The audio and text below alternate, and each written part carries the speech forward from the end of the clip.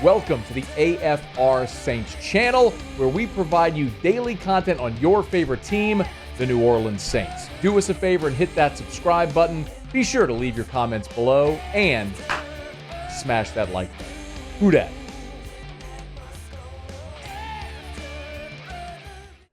It's bizarre that it's Saints Falcons week, and we've mentioned nary a word about this game.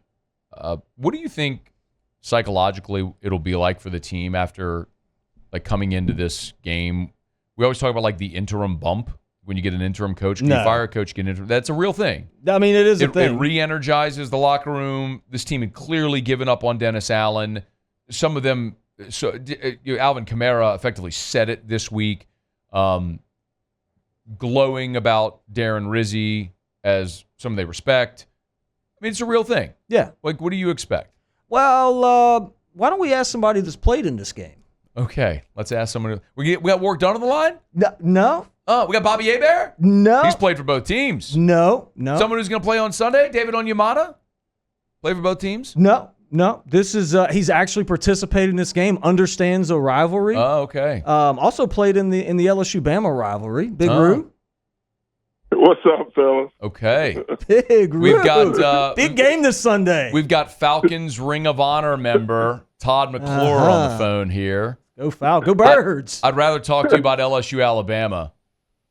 We can do that, man. Or you know what else we could do? Or you know what else we could do? We could talk about the Falcons blowing a 28-3 lead in the Super Bowl. Look, I'm gonna give y'all that because that's all you got at this point. You're right, and I'll take it.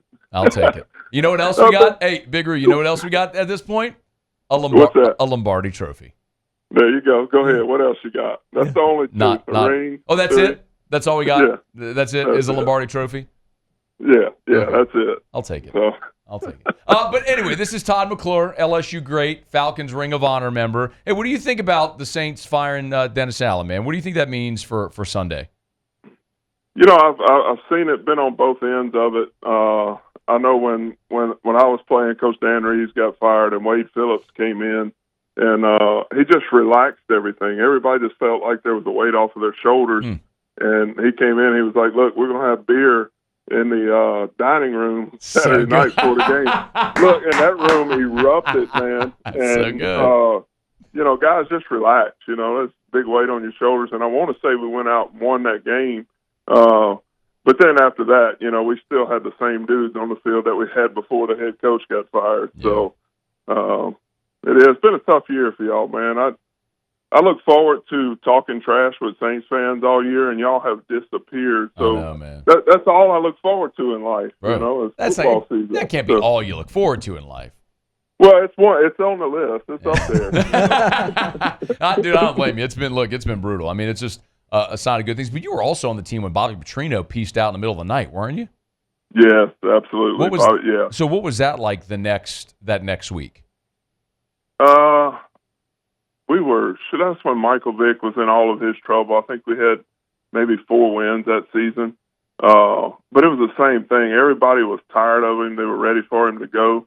And when he left, it was like a weight off everybody's shoulders. But we had Joey Harrington at quarterback, Byron Leftwich, and it was just a bad situation. Who? I forgot about Joey Harrington. Yes, it was bad. God bless. Hey, so look, Todd, we're all very, I think, here realistic about what the Saints are this year. So, candidly, if the Saints keep losing, it ain't gonna hurt my feelings, bro. I'm ready to see what the new generation of this organization is going to look like. But do you think we'll see a competitive game where Atlanta has really hit their stride? Kirk Cousins looks healthy, and that offense looks awesome, and the Saints just are a giant mess. Matt, you know the history of this rivalry game. I mean, it doesn't matter if a team's having success one year and the other team's down. This game is always close, and I'm scared to death, because we have been playing well. Don't want to come out of this game with any injuries, but it's going to be. I mean, the spread's 3.5.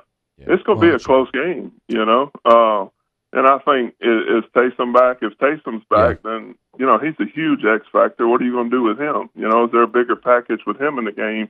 I think it's going to be close. So I'd rather it not be, but I believe it will be. The first game, that game really changed. You remember that Taysom played in the first half, and the Saints offensively looked really good. Taysom got injured, went out, and the Saints did nothing in the second half. And, of course, that was the game where Atlanta won despite not scoring an offensive touchdown.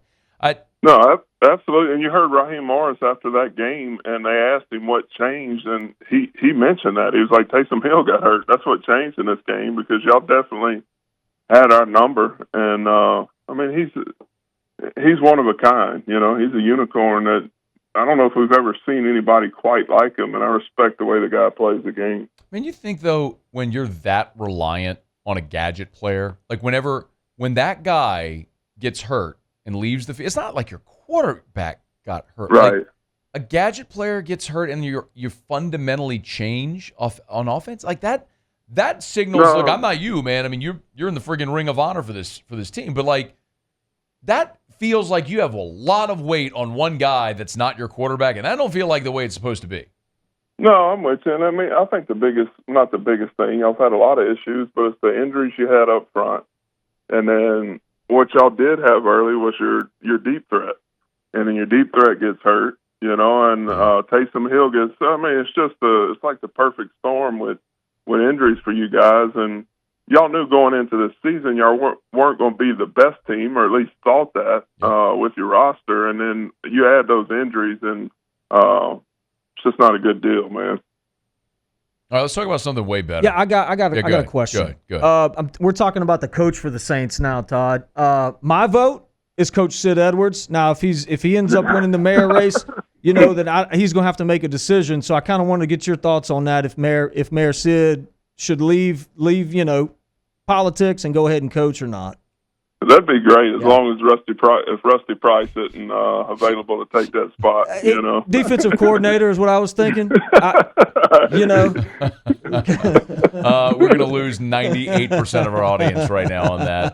Rusty Price was the longtime head football coach at Broadmoor High School where Theriot attended. That's who they are referring to there. So shout out to Rusty Price, by the way. So Matt, ideally right now, who would you like to see as the head coach of the Saints next year? Man, if I get my pick, it's Ben Johnson. But Todd, he's going to have options, and the Saints aren't going to be his best option. So no. I